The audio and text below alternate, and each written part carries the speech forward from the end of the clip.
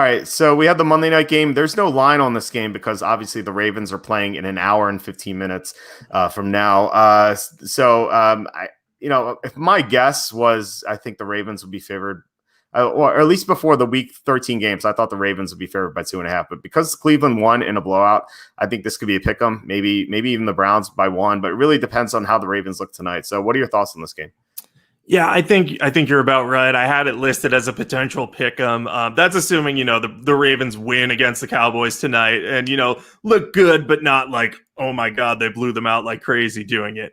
But I do think I would like the Browns in this side. If it's a close line, and if the Ravens are favored, I would like the Browns because this is a massive revenge spot for Cleveland because they got crushed by the Ravens like 38-6 in the first week of the season.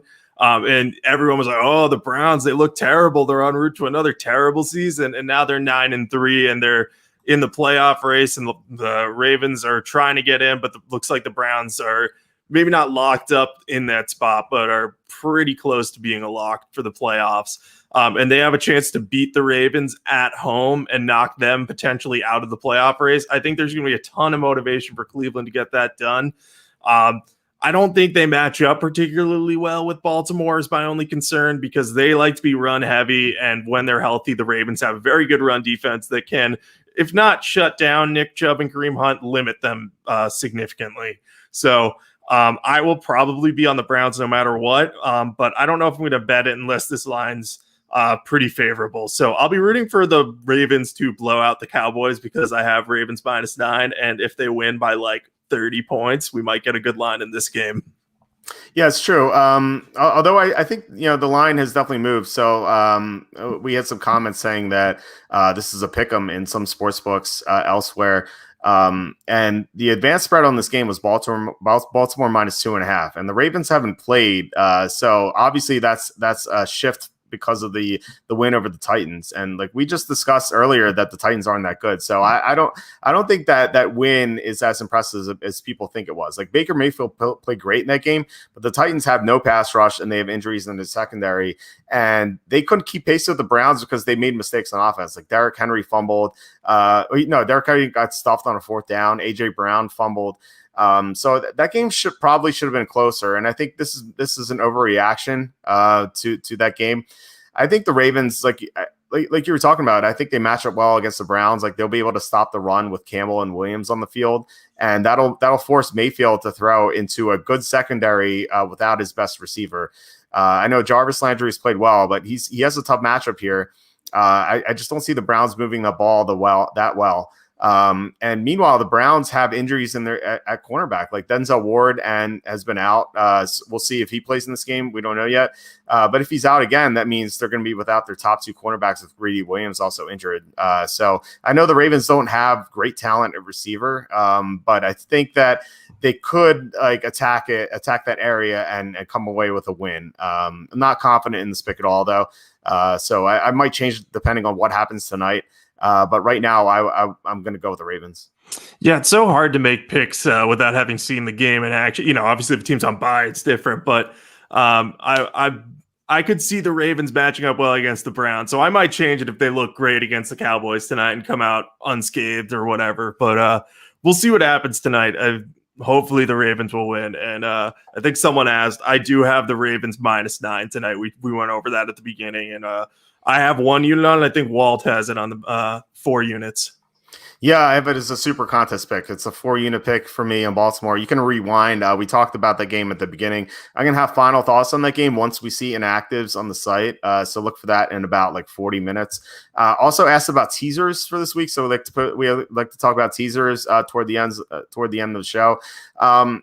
Right now, I would go with, even though I went against both of these sides, so it might sound silly, I think I would go Packers -1.5 and Titans -1.5. I think these games have high potential for backdoor covers, but I do think that both the Packers and the Titans will win these games, even though I think they'll be close. I usually like to go from low to high, so like 1.5 to 2.5 up to 7.5 to 8.5. But I'm not really seeing that here. Like the only side you can do that with right now, I think, is the Raiders. And I don't know. I'd have to see. Maybe if the Colts have some injuries, I'd have interest in the Raiders. And I guess the Chargers. You know what? I'd say the Chargers. I'd say the Chargers have to be in there. So I think the Chargers plus. I'd say Chargers plus 8.5. Packers minus 1.5. That's my final teaser for the week. Yeah, I was looking very much at the Chargers one because I think that they'll be within a touchdown in that game. Easy. I like the Packers as a pair too, but I also like to get really weird with teasers. So like I would maybe tease the Jets and be like, okay, they just got to not lose by more than 20 points. And like, is that going to happen? Maybe not, but like you're getting 20 points. So I would consider that. I probably wouldn't actually do that, but I love teasing huge lines because you're just like, oh, I got all the cushion in the world. And then if it doesn't work out, it's usually at the last minute that you find out. So you kind of enjoy the whole watching of the game. So makes it better.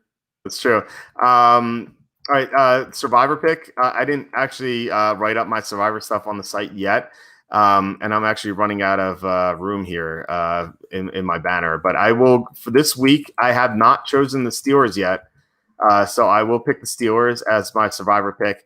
There's some options this week. Obviously, if you have the Packers still available, or the Titans less so. I'm not crazy about the Titans, but I think the Titans could be a decent side. Buccaneers. We talked about how we like the Buccaneers a lot. Chiefs. You can never go wrong with the Chiefs. Although I probably want a better situation. Like there are better options this week than the Chiefs. But I think Seattle is the best play. If you don't have any of those teams. I know we disagreed on this game initially, but I think that if by the end of the week, if we find out good news on the Panthers, I think the Panthers might be a good play considering Denver's without their top 2 cornerbacks. Yeah, no, I like the Panthers now because I think that without the cornerbacks and depending on the COVID situation, it could work out. I have, as usual, no idea who I have left in spread. After being eliminated in week 1, it really throws you for a loop. But I guess if I was going to go, I have no idea what I have left. I'm just going to say I would go with the Saints. I think that they'll beat the Eagles no matter what. I don't remember if I picked them or not, but I think that if you have the Saints left, definitely go for them because I can't imagine a scenario where the Eagles win that one.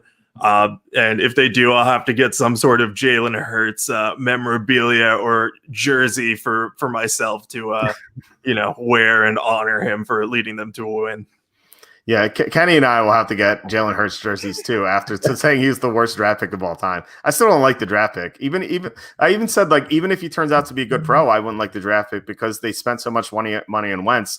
And to spend a second round pick on a quarterback that early in his career, like I know the Patriots did it with the Garoppolo, but that was when Brady was in his 30s, and like you didn't know how much longer Brady was going to play. With Wentz, he's still in his mid 20s, and you just signed into a big deal. And with so many knees on the roster, like to just waste a second round pick like that, I think that was a huge mistake. So. But anyway, like if the Eagles do beat the Saints, I promise I'll get a Jalen Hurts jersey and I'll buy one for Kenny for Christmas. There we go. I like that. And I totally agree with you on Hurts. Just one last little point on him. Like I agree with you. If you're going to draft a second round quarterback, you can't sign Carson Wentz to that extension at this stage of his career. That's what you're talking. That's like the number one thing there.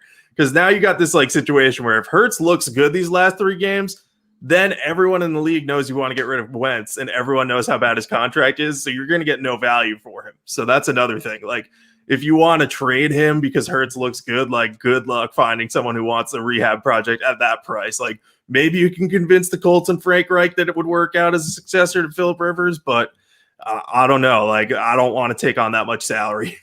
Yeah, I think this would be a Brock Osweiler situation where they'd have to give up a draft pick. It's bad. And yeah, I think Wentz would be great in Indianapolis with Frank Reich. I think you brought that up a few weeks ago. And I think that would be a great spot for him. But yeah, like no one wants him at that contract, and that even if you want to go with Hurts in the future, like that contract's such a big albatross on your roster that, the advantage of having a rookie quarterback or a young quarterback on the center is that he comes with such a low price tag, and you can't add to the roster with Wentz's contract. So like that is such a big problem for the Eagles right now. For sure. Yeah. Anyway, so that's it for this week. Thanks for everyone for watching the show. Please hit the like button or subscribe if you're watching YouTube, or share this video or comment below. Like, all that will be extremely helpful. So if you like the show, please help us in that way. Jacob, do you have anything to plug this week? Yeah, you can follow me on Twitter at Jacob Kamenker. I tweet out my favorite picks every week in each primetime game. Be nice to me when I'm wrong in primetime. It's always nice when I'm double wrong and no one says anything about it on a Monday night. So I appreciate that, guys.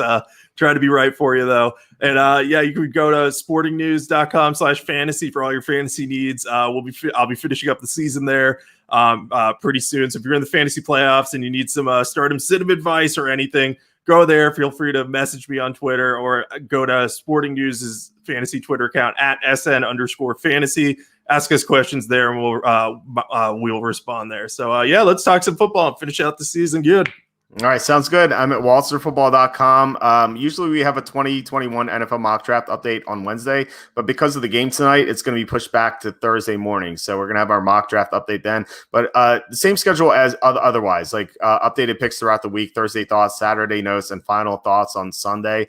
And Charlie Campbell, of course, is posting great draft content. You know, we're in December, so the draft season's almost, about a month away from now. So definitely look forward to that.